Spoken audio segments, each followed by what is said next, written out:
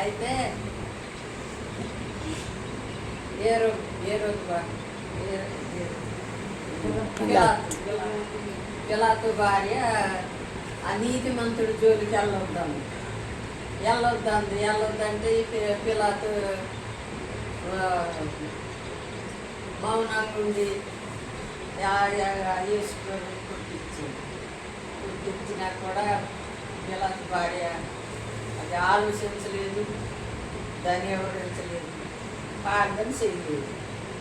అయితే తర్వాత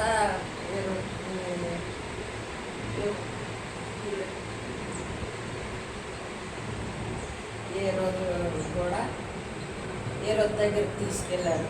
యేసుని తీసుకెళ్తే ఆయన కూడా ఏం చర్చ పెట్టలేదు, కానీ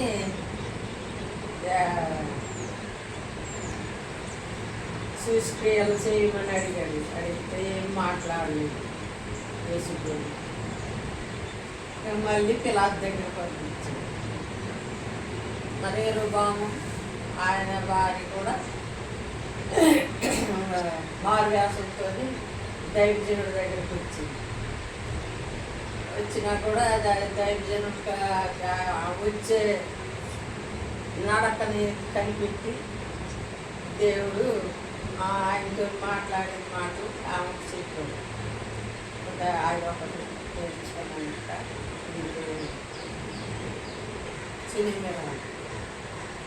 సినిమేరాలు వచ్చిపోయే దైవజనుడిని కనిపెట్టి ఆయనకి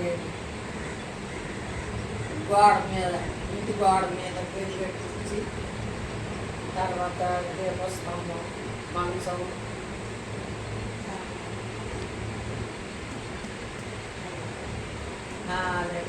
బల్ల పెట్టింది. ఆయన నేర్చుకున్నాను. నేను పొద్దున లేచి ప్రార్థన చేసి ప్రార్థన ఉందంటారా లేదా అని మా బాగా గబగబ లేసాను, బట్టలు కానీ ఈ పిల్లలు ఎప్పుడైతే వచ్చి చెప్పింది అప్పుడు ఇందాక వాళ్ళ ప్రార్థన ఉంది కదా అని ఇంకా కొద్ది పైన వెళ్ళి గబగబ చెప్తానని వెళ్ళాను. బట్టలు చేశాను, అన్నం వండేసాను, అన్ని చేసి వెళ్ళి ఆ పని చేసి మళ్ళీ మీకెదురు పంపించాను. ఈరోజు దేవుడు ఎంత సాయం చేశాడు నాకు. దేవుని సన్నిధి కూడా నేను తప్పుకోకుండా ప్రతి నెలలో కూడా గృహాల దగ్గర కూడా ఇలా దేవుని సన్నిధిలో దేవుని మాటలు నేర్చుకుని ఇప్పుడు చెప్పలేకపోతున్నాను. అదే నాకు డౌట్ అవుతుంది.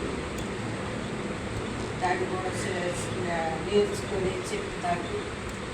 ప్రార్థన చేయండి, మా కుటుంబం గురించి ప్రార్థన చేయండి.